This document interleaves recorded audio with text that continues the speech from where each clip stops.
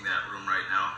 But I left a comment for someone, and I felt horrible because this person has been the victim of gang stalking. And I want to give you a very descriptive definition and what the origin of it is and such, because it's hard to get information on that, and there's a reason that it is hard to get information on that. It's because it is run by sheriff's departments and actually funded by government agencies also to do this 24/7 surveillance.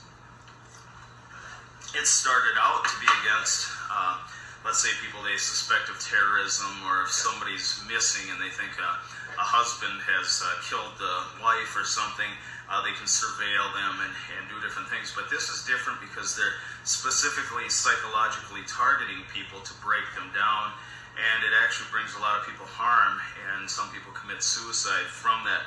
So I'm going to go through, but this man that had a video on it, he was really concerned, and I felt horrible for him, and his mind's going all directions and things. So what I did is I left a comment for him, but I felt horrible for him, so I'd be able to give him the proper information to help him get through this.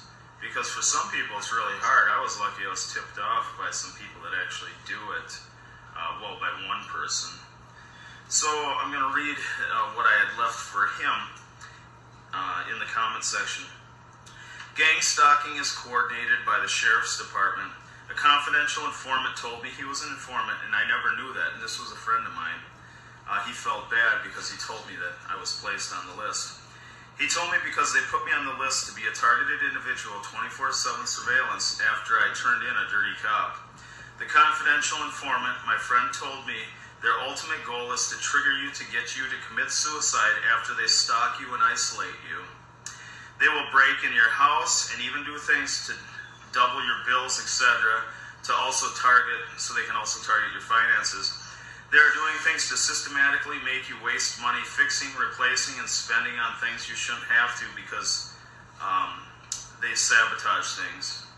My friend had said at their Masonic Lodge, many of the Masons there were on the list to stalk and harass people also, but the most people that they use are the confidential informants that do surveillance and other things for the police department, and you like controlled buys and different things like that.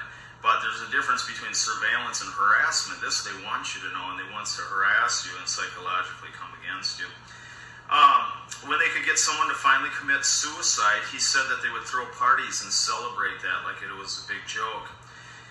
It wasn't as bad for me because I knew what was going on, since my friend had thankfully tipped me off to what was occurring in the sheriff's department, the different individuals that were doing this.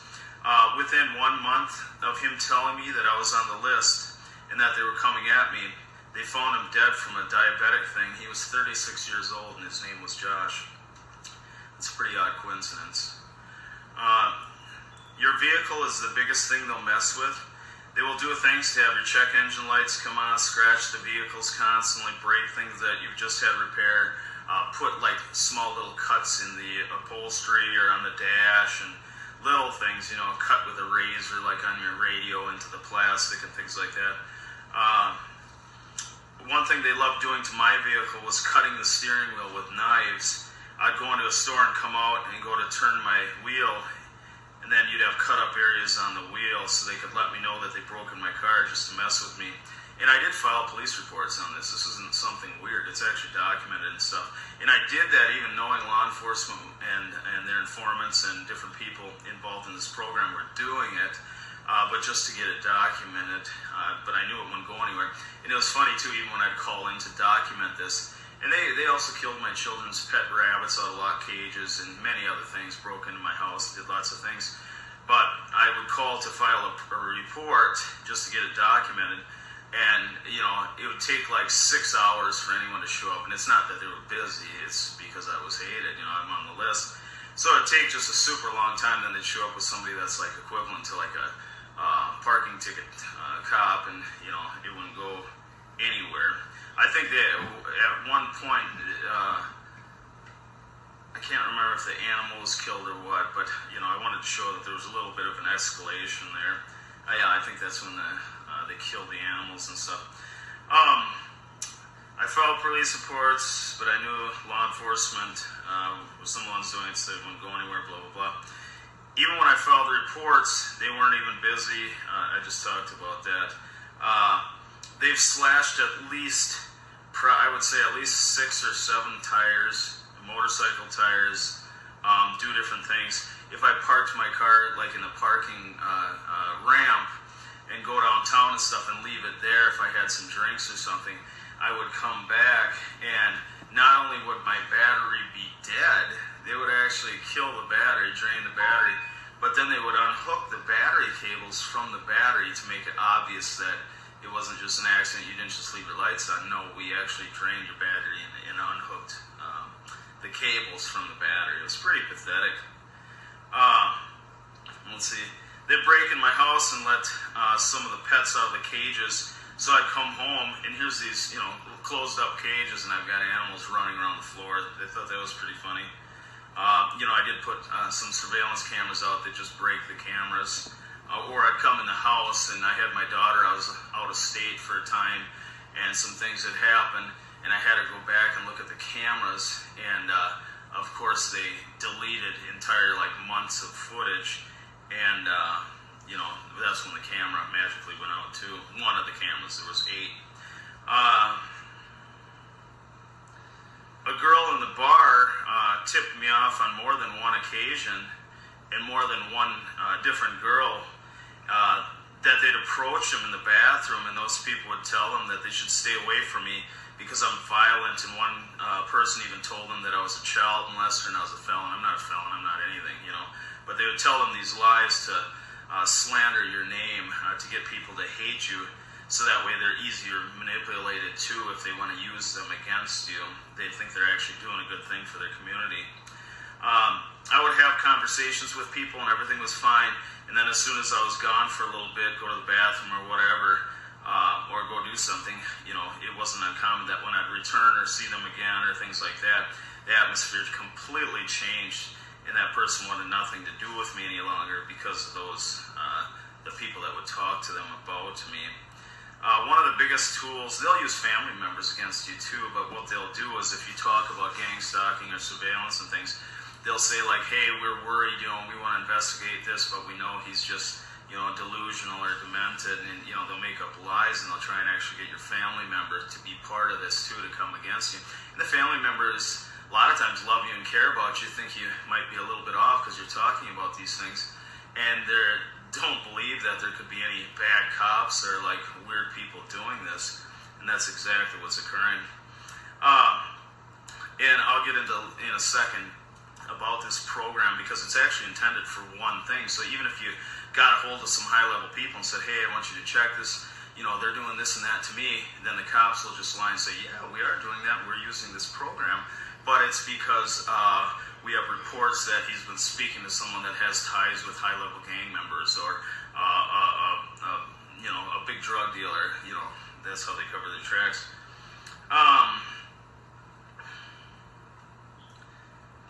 One of the biggest tools they use, like my friend, and how they used him, is he was a confidential informant for the sheriff's department. And that way, those guys were already in place. They already knew surveillance. They already knew how to do controlled buys. They already knew how the other people were monitoring them while they were trying to extract information and buy drugs and do these different things. So it's very easy for them because they already have the surveillance to surveil people for drug dealing and things like this. The only difference is that is very secretive and quiet, and you won't know they're surveilling you, whereas this is complete harassment and demonic, and they want you to know that they're harassing you to psychologically get you to break down and harm yourself and commit suicide. He said, when he told me that, he told me, he said, I'm worried about you and this and that, and these guys have actually, killed people and had people, these people have killed themselves because it had gotten so bad that they took their own lives, and then these people would laugh and high-five, and they'd actually have a party, and there was actually funding for these things when they'd get together for doing such a good job and stuff. I mean, it's real sick. Let's see. Let me get to that in a second. The Sheriff's Department is coordinating most every part of it. It was supposed to be used to track psychotic people or pedophiles or actual stalkers, violent people, violent gang members, terrorists, suspected terrorist members, people that come over here.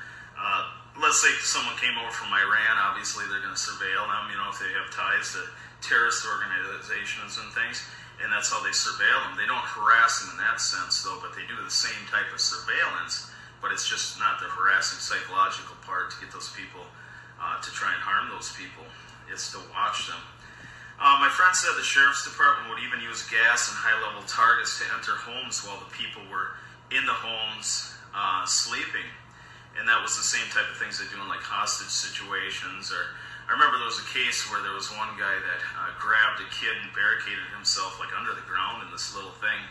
And when he went to sleep, they gassed it, entered it, and then they actually killed him. I'm sure they said he reached for his gun, but those are the type of tactics they can use, is they can employ gas and things to not only disorient, but actually put you to sleep and then enter while you're actually asleep.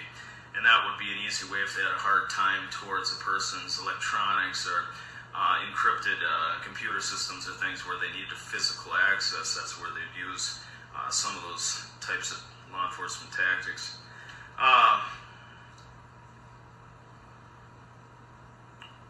And then when he was telling me about like going into people's houses when they were sleeping and things like that, and some of these different things they were doing, he got real nervous and he just looked at me and his eyes were kind of sad, and he said that, he could be the one that gets targeted for telling me to do this. Before he talked to me too, we were out in the country and he right away pulled the batteries out of our cell phones and we went and put them in the car. And he wouldn't talk about anything until that was done. So then when we went out, he was all paranoid, a little nervous to tell me. And then he told me, but he looked really sad when he told me that he could himself be targeted or hurt for talking about that when he was talking about entering the houses when people were sleeping and things like that. He said the surveillance with the targeted individual consisted of law enforcement using the law enforcement tools to track their cell phones and GPS track the vehicles. They'd use stingrays for the cell phones to intercept all the texts and different things, and they'd set up a lot of times close to the individual, or they would know different people and they'd talk them into and give them payments and things to set up right in that area. But the stingray could intercept everything, GPS track the cars, phones, all that stuff. And then also he said too, like even people's antivirus and stuff, that was a great way for them to track different people through different computers they were using and everything, to keep on top of every single bit that was going in and out, to know who they're talking to and this and that. So if somebody met somebody online and they're having a great conversation, they're going to meet up, and all of a sudden that person never gets talked to again. A lot of times they intervene on the behalf and talk to the person.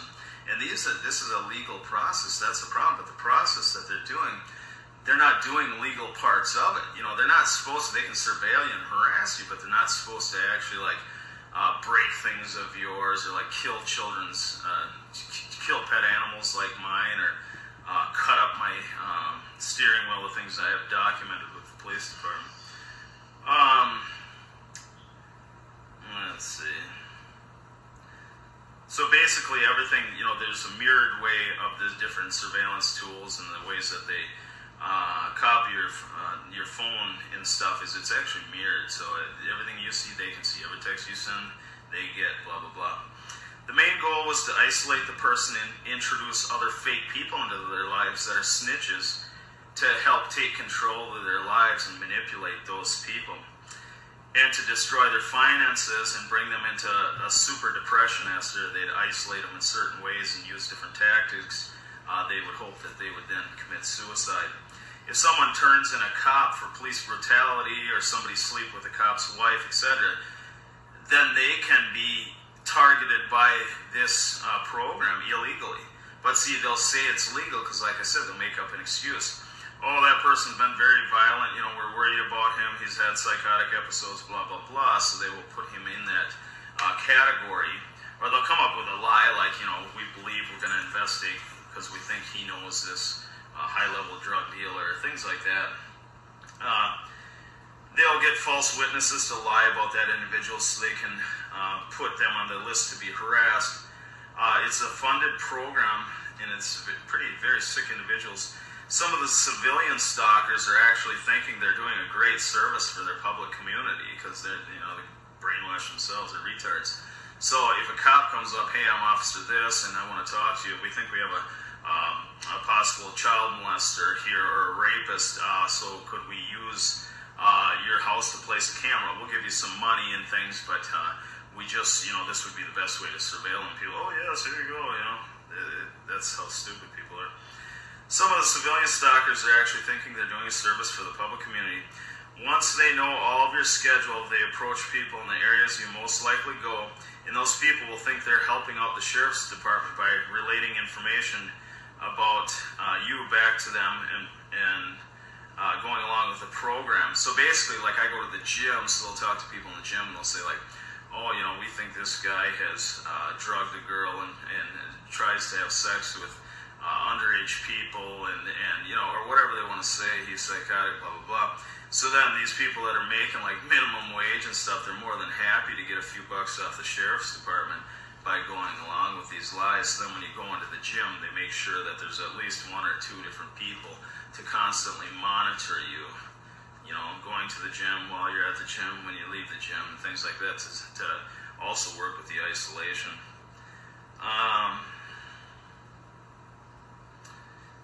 The funds, he told me that the funds, they provide cash and even gift cards, or they cut a check. In his case, he was a drug addict, and a lot of times they'd give him actually, like his buddies would give him drugs, because they have full access to the whole sheriff's department things. It's pretty sick. That would be because they're best friends, and this isn't legal and it's not on the books, but these things would be on the side, and he also was able to sell drugs and never worry about getting caught. They mark these people's license plates too, so cops, if they go up behind them and run a plate, they know they're active in investigations and doing something for the sheriff's department, so they will not touch them. So they can get away with a lot, unless they literally run into a person drunk or something. But other than that, they can get away with a lot of things. So they can cut a check to any of the civilian stalker snitches in the exact same way that they pay their informants to do controlled buys from drug dealers and to start the surveillance and process to arrest them. So, when they're doing controlled buys and they're setting up drug dealers and things, they're doing surveillance on that person and who he's talking to, where the drugs are coming from, who he associates with, what cars he drives, all the same things. But instead of harassment, they're doing this low-key and quietly to start a criminal case against them for felony charges and such. And the informant is involved in that whole process. So the same thing of the stalking is the exact same thing, except they're doing it to harass you and stuff on purpose.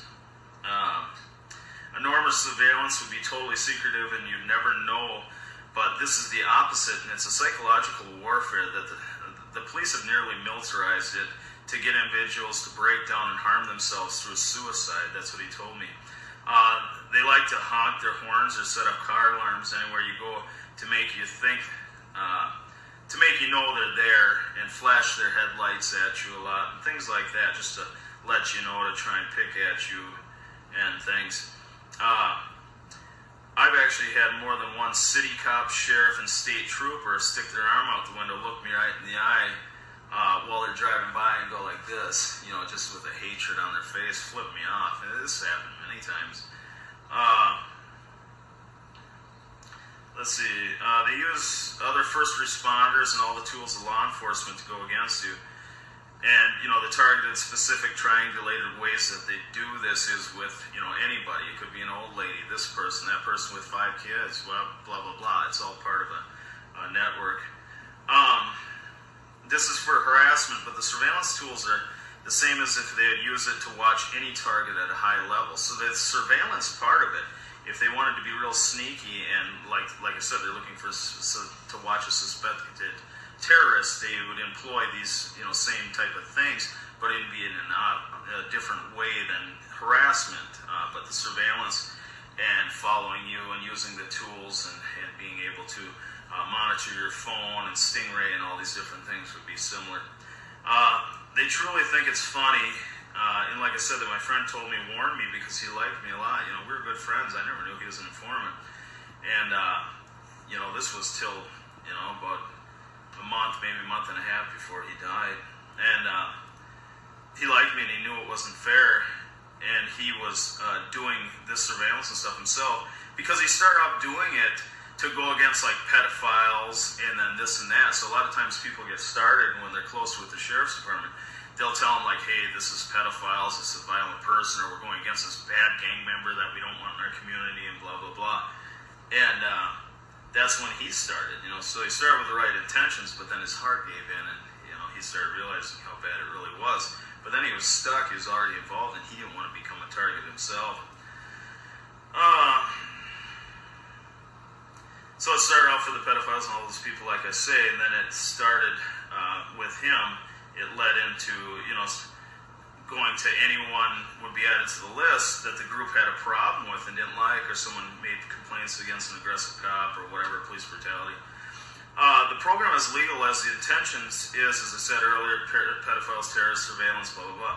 But they abuse it for all their own demonic purposes or hatred for people the surveillance network wants to harass. Okay, so like if someone files a complaint against a cop, someone sleeps with the cop's wife, blah, blah, blah, they could put them on the list. My buddy had to sign a confidential informant agreement with the sheriff's department, he said, and also they had full agreements to never talk about the program or anyone involved in it. He was dead roughly 1 month, maybe 2 at the most, but I think it was a month and a half most, after he told me this. And from then until now, I've had to file police reports after they killed my children's animals, slice up my car's steering wheel with knives, vandalize vehicles, vandalize my house, break into my house, I mean, all kinds of things. Let's see, you know, like I said, I'll go to watch a movie with my daughter, come out of the movie theater, and they break into my car and slash up the steering wheel with knives, and I come out into the car, and even though I know what's going on, and it's not even a big deal to me, because honestly, I'm a tough guy, I'll be honest with you. I've never had a problem street fighting, and I've knocked out people twice my size very easily. Most of the people involved in this, they really are pussies. So, like, if you go to the gym, work out a little bit, hit a punching bag, you could knock out 95% of these people very easily. But the thing is, they don't engage like that. And I'll tell you another trick he told me quickly, too, but let me go back to this first. So I go to the movie theater, I come out, they slice up my steering wheel with knives, and my daughter's in the car, and she's scared to death, you know. So it wasn't fair to do that to my daughter, and this program was never intended for that. So these people are way out of line, and, you know, they feel that they're above the law because under this program, they're actually allowed to break into people's houses, to break into cars, to do certain things, and they call it in the name of surveillance and stuff, and they're, you know, and they're trying to be the person that's so helpful to the community and the needs of this type of surveillance, you know, whatever justification they can have. But it's a bunch of crap. But anyways, like I said, I can stand toe-to-toe with any. But the thing is that if I can stand toe-to-toe easily with any of these people. But the thing is, if I scrap with one of them, they're actually taught, he told me they're taught to, if somebody gets violent with them, they're taught to fall down and make sure they rub their arms on the ground, you know, or their face or something to get scratches, and then call the police, act like this person's being psychotic, and then show the cuts and wounds to give higher charges so they can throw them down in the jail. Then they have to bail out, and the family thinks they're crazy, and then they can go work on the family, like I said, to go psychologically, go to the family and say, hey, we're really worried about him, he's violent, he hurt this person, he's saying he didn't do it, you know, and he's talking about people surveilling him and stuff, you know, and that's how they come up with the lies, and they get some of the family to work against their own family members by doing this. One thing I forgot to mention also is that with their surveillance program, not only do they monitor your cell phone and turn that into a roving bug anywhere you go, but they monitor your home. Also, that's why when you talk about going somewhere, the information is sent out for others to already be there. They want to arrive before you if they can, but if they can't, they'll just come later. And then I left my cell phone number for the man. I felt really worried about this guy. And so that's why I wrote that quick message to him. But, okay, so we're going to go over this again, and this is some other notes on it. To understand truly what gang stalking is and the origin of it, it's like I said, it's by the Sheriff's Department, coordinated by all them with their informants and different civilian people and stuff that they employ for these tactics. It's state to state, with through all the Sheriff's Departments coordinating this, so they can follow you from each state to state. And they can just call ahead and tell the guys, hey, here's what we like to do. We like to cut a steering wheel. So then one of those cops will come out and cut a steering wheel. And it's actually as easy as, they don't need your keys or anything. They can just call the locksmith, hey, his VIN number's V305, blah, blah, blah. Guy types it in, and he can copy a key right from your VIN number, give it to the individual. They go out and they cut up your vehicle, and they got the VIN number and all these, the key to get in your car and all these things to harass you. The informants always have marked license plates for them, so that if they're ever pulled over, other people scan their plate, they know that they're in an investigation working for the Sheriff's Department. Nobody will pull them over, so they can literally do all kinds of illegal things. I'll give you an example. My neighbor girl, her name is Amber, and she sits out in her vehicle, smokes meth, and drinks vodka all day long, constantly. And she does buys right out front of my house and things. And she knows they won't do anything because she's the Sheriff's Department. There's another guy, Bill, a few houses away. He's the same thing. He'll enter my house when I leave and do different things. And he has the right to do that through these people. They work through the program. So Amber's sister actually tipped me off the one time and told me that Amber had put a camera up for 24-hour surveillance in my household. Then she gave it some money. And so she's got a camera watching directly across my house. It's not even her house. It's, her parents don't even like it because she's a meth head. So she has that. So she's driving around the public all the time. Now, the Sheriff's Department, obviously, she's not supposed to be able to sell narcotics and, all these things. But she does. And, obviously they don't care. Nobody's going to care. If you're kind of a prostitute for the Sheriff's Department, they'll let you commit crimes and get away with things. One thing to remember about Sheriff's Departments, law enforcement, and different things, there's a lot of good cops and there's a lot of bad cops. They're actually taught when they're beating somebody down to say, quit resisting. And through the videos, you can see some of the times that is justified and many times that isn't. Now with cameras, you can record a lot of these things. But the other thing, too, is I go to the gym a lot. I'm 45 years old, a grandpa, and I can still put up almost 400 pounds. That's why I said I'm not scared to scrap with anybody. But at the gym, a lot of the people, you can always get steroids through the cops. Okay, I know this personally. And so if you wanted steroids, you can get them to the cops, and they're using the steroids. Well, this is a felony thing. All of the United States, steroids are a felony. So they're okay to commit a felony using the steroids. You see how the doors open up in different areas. And when you're justified under these surveillance programs and you think you're doing a great job for your community, even though you're using felony steroids, but the bad guys are these guys, so you're going to do some techniques that are not only gray area, they're downright illegal, And that happens all the time. So the people like Amber and these different people, or if I go into the gym, there's just tons of people. There's a guy, Bill, a few houses away, same thing, does things, and he'll damage house and vehicle and things when I leave, and he's right in the area, so they use people closest if they're home. This Dave guy likes to badmouth me through different people within religious activities or church or things like that. Melissa, Lindsay, the line goes on and on and on. They get a few bucks and they turn informants, and then they coordinate with these other people, and it's just really a sick mixture of individuals that many of them are selling drugs and committing crimes themselves, but they kind of have the okay, not written or anything, but they're not going to get arrested because one, their license plates are marked, so they won't pull them over, but two, they're not supposed to be doing these things, but obviously when they're doing all the work for them, they're allowed to do these things. So I don't want to get stuck on that yet. So Amber across the street her sister told me, put a video camera to watch my house 24/7. So she is valuable to them because she can be around me all the time because I actually live here. They lie to civilians and offer money to other people's homes, and this works with different ways. Like if they suspect drug dealing and stuff too, they can go talk to a homeowner and say, hey, can we set up a camera? blah blah blah, or can we, use your house for a time because we're doing this operation and such, and that's real common. And they'll put surveillance equipment in your house, listening devices, and the whole works too. They have every capability to be able to do these things. If you have an iPhone, the one thing to remember is the easiest way is, they can actually, there's like different viruses and things and spy stuff that can go into your phone through that cellular network, but if they have physical access, it's best. But if you reset on iTunes, especially from like a library computer or anything else, that does clean your computer, or clean your phone, just as good as brand new, and it starts back up. But all of your phones are identified, so Apple knows when you go online, you use Safari, you use different things, you use Google and stuff. When that phone goes into a certain website or whatever, it's not only just IP address, but they can tell that this iCloud account belongs to this person.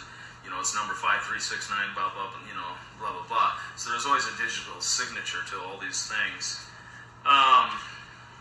But the best way, like I said, reset, do a full factory reset of your phone on iTunes, and that'll make it totally clean for a short time until they can corrupt it again. Let's see, Bill, the neighbor guy, has gone into my house, broke things in my garage, and stole things and stuff, and he's another drug addict, smokes weed, and I actually turned him in because he was taking advantage of an elderly man, totally ripping him off, stealing his money, stealing tools, and forcing him to, he was forcing the guy to give him payments to fix his own house, and then he was trying to get the guy to give him that house. So I mean, we're talking thousands and thousands of dollars. So I went to the county and turned him in, and right away he was the guy that was told that I had done that, so they put him on the list, as an informant and as one of these surveillance people to come against me. So he has a hatred for me. So he loves doing this, and he's done other things too, like throwing lemons and things and eggs and rotten fish and sardines in my car and stuff like that. They work with different lock and key shops, also keysmiths for entry into all your homes, or combination type items, safes, whatever they can get into easily. And safes, just so you know, when you buy a safe, if it's a combination or something, they always put codes on the safe, so all the sheriff's department does is call the safe manufacturer, gives them that code, and then right away they give them the combination to open your safe, so your safe isn't even safe any longer. The same with the, like I said, if they want to get into your car to harass you, they can have a key cut right from your PIN number, and then your house, so people can come out and pick the locks in your house or whatever. They have full access to this. This is the sheriff's department. They, claim it for the legal use things, and that's what it's intended for, but it's misused by these people that think they're above the law, and they're really sadistic and causing problems to many people. But you figure too, let's say you have, if you look up Freemasonry police and Freemasonry police badges and things on Google, you'll see pictures of Freemason police, and they'll be like Master Mason from Chicago, and they'll have the Masonic board and stuff. It's all Luciferian doctrine. They study the teachings of Albert Pike, and everybody I've always known, they wanted me to be a Mason. All of those guys read the Satanic Bible, different Aleister Crowley books, and tons of stuff on Albert Pike and magic, witchcraft, and all these different things. So you got to remember, some of these individuals that are in law enforcement, they're proudly Freemasons, and then they also study Luciferian doctrine and do satanic rituals at Masonic lodges. And you can Google all this stuff, and I can give you full documentation from their own books, okay? And then on top of that, they jack themselves up with steroids. So they think that you're slave, their master, and that's why when the beatings get out of hand sometimes, I'll give any cop credit that, if they're on a police chase and they're running after somebody, the adrenaline's high and they're grabbing that person, they might rough them up a little bit, and anybody could do that. I have no problem with that. But when you see videos of them torturing and beating people and allowing their police dogs to rip into people and sick them on purpose and stuff, that's a whole different category. So the demonic actions of these individuals that are doing certain things in Luciferian doctrine, satanic rituals, and part of a fellowship of a bunch of idiots, and then they also go and jack themselves up on steroids, so they're their emotions and different things are out of control, that's when they rage, and that's when they hurt people. So it's pretty sad. Okay, so let's get back to this. Okay, I talked about the keysmiths and stuff, the lock and key shops. Yep. All they need is your car VIN number. Their locksmith friends will copy the key, open the car. Let's see. So if they mess with your car a lot, that's the thing, is like if you drive to another state, they just call ahead, and then that other state does their dirty work for them, and they're all, buddies in sickness in this whole deal. So I told you about going to the gym, and many people have told lies about me and slander my name to make people at the gym, to isolate me and have people try not to talk to me that much, or think that if I do talk to them, I'm trying to hit on young girls, or I'm trying to, I might be a possible rapist, or, I'm a felon, or things, which are total lies. But they'll say whatever. If they know about the individual, they're going to tell them things that relate best to that person being turned off by having communication with somebody else that's on the list and being targeted for the surveillance. Let's see.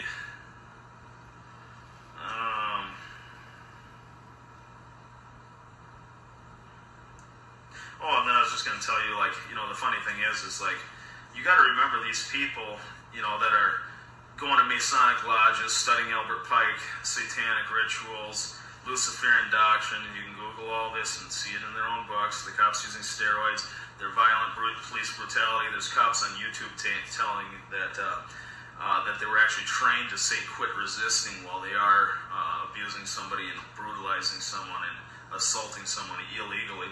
And these people, too, that are following you around, like I said, if you go grab them or you push them, they're going to do like on the NBA and fall down and skid their arms on the ground and stuff, so they can hopefully try and show some blood or something, but they want to show more than just, he pushed me. They don't want a disorderly conduct. They want an assault with some damage so that you have to go to jail, get bail. They can go to your family, tell them they're worried that your violence, they're going to watch them, and that they can work through that, okay? So everything's projected ahead to cause as much chaos against you as they can.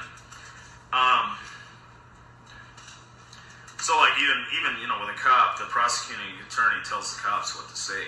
So when they go into court, the prosecuting attorney meets with them and tells them, like a little puppet, what to say, and for the best possible chance of winning the cases. So even if it's not the truth, that's what they say. And I'll give you an example.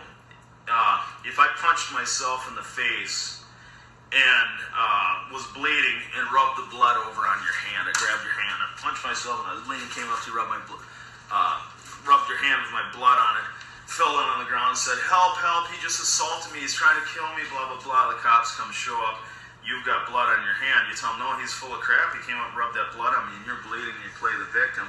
When you go to court, you're going to lose. Even though you were innocent, you're going to lose. So the prosecutor's going to come in and tell the cop to say, hey, I seen him, kind of grab the guy sideways, so the story changes quite a bit. So you got to remember that. A lot of people that satanic ritual abuse and different things, from the Masons and Freemasons and Satanists and different things, when they go to turn this in, if they turn it into the wrong cop that's actually a Freemason and doing satanic rituals and Luciferian doctrine and doing these things through the lodge, the higher level members, obviously that person is going to get blacklisted, and they're going to try and do absolutely nothing about this that they can. I felt bad. There was a girl online that was a satanic ritual abuse, and she was trying to get her story out there, and they had started gangstalking her, and that's how they work, so if you want to come against them and things, these are things you have to deal with. And like I said, even if the highest man of the land, let's say Trump decided to take a look at this, right, which somebody very high should, the cops are going to cover their tracks and come up with informants that are going to lie and slander you and put you in a position where the cops are like, hey, we have a confidential informant that's a very reliable witness we've used many times, and he said that this person's a violent gang member. He said that this person's a violent rapist. He said this person might have ties to a terrorist network. That's why we're investigating and surveilling them. That's how they cover their tracks. With the Sheriff's Department coordinating the systematic 24/7 surveillance, stalking, They're able to trail you from city to city and state to state. I already told you that. And it's real easy. It's just a phone number to another police department. And they have computer networks and things, so it all goes out, alerts and whatever they want. Other countries do the same thing also. The illegal things that the gang stalkers have done to me personally, and this is where it's illegal, so they're supposed to be able to surveil you and psychologically keep you confined and controlled, but they're not supposed to do illegal things against you, and these people aren't supposed to be using illegal narcotics and selling drugs and doing things themselves, but they do. So breaking into my home, I've had a document coming home, and they'd let animals out running around my house and stuff out of lock cages and things. I thought that was funny. And many different things like that. Lots of, dead animals and stuff. Lie to people and say that I'm a felon, slander me, and completely lie, even saying that I was a child molester to other people. Breaking in my car, slashing the steering wheel, damaging the paint, slashing tires. I think I've had... This has been going on for a while now, but probably, I think 5 or 6, at least. It's somewhere around that. It's at least 5, okay? Tires actually stabbed and slashed, and like I said, the vehicle, break into the vehicle, cut up the steering wheel with knives. You park your car somewhere. Not only do they drain the battery, but they will actually drain the battery completely dead, take the battery terminals off and pull them backwards so you know that it's not possible that the battery went dead, because obviously the battery cables are often bent back up. I've had razor blades in my shoes. Go to put a shoe on, all of a sudden I feel something, pull it out, tip it over, and I've got razor blades in my shoes. That's happened 3 times. Glass in my dryer. Somebody took a bunch of light bulbs, and I had a load of clothes in the dryer, and while I was gone, they were in my house, went into the dryer, and the broken glass went along with my clothes and stuff. And constantly breaking things of mine too, within the house, outside the house, in my garage. I would leave the garage, and I can't even drive into the garage because things in the garage they would take and break and throw inside there. The surveillance cameras, they would break those cameras. And the worst thing that's happened to me is I was downtown, and there was a lot of times where I'd park in a parking ramp, and I'd go downtown and stuff. So I'd go park in the parking ramp, and they know your movements and things. So I go in and park in the parking ramp, and I go, and all of a sudden a brick head came off the parking ramp, and it almost hit me in the head. It would have killed me. It landed probably maybe 2 feet from my head. A full brick was thrown down at me. I had actually ran over to that ramp, and I ran up those stairs, and I was going to destroy the person that threw that brick at my head. That's when I was actually targeted to be hurt bad or killed. It nearly hit my head. It was about this far away. So I ran up there, and like I said, I'm not scared of these guys. I think they're pussies. And I go to the gym, I work out, I can street fight really well. I follow Christ now, and I want you to know that that's another comfort too, is a lot of people aren't going to, and that's not your thing. But I want you to know that that is something for me, and it's comforting too, because you can see the evil of these people and the demonic activities that they're doing when you're into the scriptures and stuff, because it's everything opposite of good. They're really trying to systematically break you down, isolate you, destroy your finances, destroy you. They don't give a shit about your children or anybody else. Okay, they want you in the end to commit suicide. And my buddy, who was magically dead after telling me this about a month and a half later, he told me too, he said that was the ultimate goal. And the thing is that they would actually have parties, and he said, one of them he went to when they celebrated. But anyways, he told me, they would party and get together, and everybody would high five, and they'd be all happy that somebody had taken their own life. And then they just, stay on that list, and the same thing's coordinated. So the demonic activity within the hearts of the people that are within this program, like I said, some of them start out really thinking this is good, but then they feel above the law, and the evil sets in, and they're doing very evil, hateful, wicked things against people to try and destroy them, whether it be their minds or their social life or different ways of them. So That's the sad thing about it. And even those people too, they know that they never want to be on the list. So that's why you have a hard time having anybody come forward. So I feel very blessed that my friend Josh had told me those things. I miss him very dearly. Things that ease your mind, getting involved with like maybe a church group or something, even if that's not your thing. They will talk to the church and badmouth you and tell all kinds of lies too to get people in the church to be cautious of you. But the thing is they can't get to everybody. And if you're around people and you're listening to some of the Bible and stuff like that, it's really good. And if this has really bothered you too, I would ask you to listen to an audio Bible of the New Testament, and you'd be surprised. Some of that can change your life, and it can give you a little bit of comfort.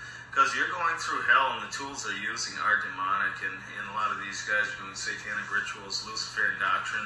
And like I said, all you have to do is Google Freemasonry, Albert Pike, who is their big hero guy, and his books, and the Luciferian doctrine, the satanic practices, the satanic rituals. These are real. I used to dabble in the occult. That's how I knew these guys. I was, when I had problems before too, I remember, I knew like Josh and stuff, and we'd hang out a lot and stuff too, but I was dabbling in the occult. And when I was asked to be a Mason, they were really offended when I didn't want to be. But when we talked about these things before, and they would actually do like blood rituals and different things, with birds, with rabbits or different animals, and then with goats and things, and it actually, but just the specifics of this and gangstalking is it's the exact same type of thing they do to surveil somebody, a high-level drug dealer, a terrorist suspect, this and that, or they'd surveil somebody that they suspect that the husband might have killed the wife, but they have to get proof of that, so they're monitoring their phone bills, they're following them constantly, where they're going, GPS locations, and triangulating everything and using different algorithms to come against these people. It's the same thing, but this way, they're using the exact same tools that are available through law enforcement in a perverted way to harass you, to try and isolate you, manipulate you and your movements, and then ultimately, a lot of people commit suicide from this. So it's a very sick thing. And a lot of individuals involved in it are sick individuals themselves. And even if they start out with the right intentions, being around those type of sickos, they start to become the sickos themselves. So anyways, I hope this was helpful. If you have any questions, this video, my heart was moved because, like I said, I watched the video of this guy that it really bothered him. So I left him a long message and even my phone number to contact me because he's going through this. So I hope he finds some comfort and it'll fill in areas that he's been suspecting already. And once you realize that it's a coordinated effort, government funded and run by the Sheriff's Department, and it's almost exactly has the same surveillance tools, techniques, Stingray, and different tools that they use to monitor and follow people that are suspected of illegal activity. They're using this on civilians, And these cops, just like a cop has an unwritten rule not to tell on another cop, it's the exact same thing. These guys actually sign agreements, and there's confidential informant agreements and things, and they'll actually have, know that, hey, you can never talk about this to the other people involved, or you could get on that list. So anyways, I hope that is helpful to many of you, and I didn't realize this was going to get this long. It seems like every time I do a video, it gets longer than I intended. But I'm, a victim of the same thing right now and dealing with this myself. The hatred for me is because of my love for Jesus Christ also. And I proudly preach and proclaim the gospel, and I read my Bible, and I pray, and I love people, and I identify the occult. I actually take the satanic Bible and show people the satanic ritual and the doctrine of these different things to do that. These are my dogs in the house. They've been quiet and good so far. But anyways, I'm going to get going. If you get a chance, check out some of my other videos. I want you to know that I care about you, and you're not alone.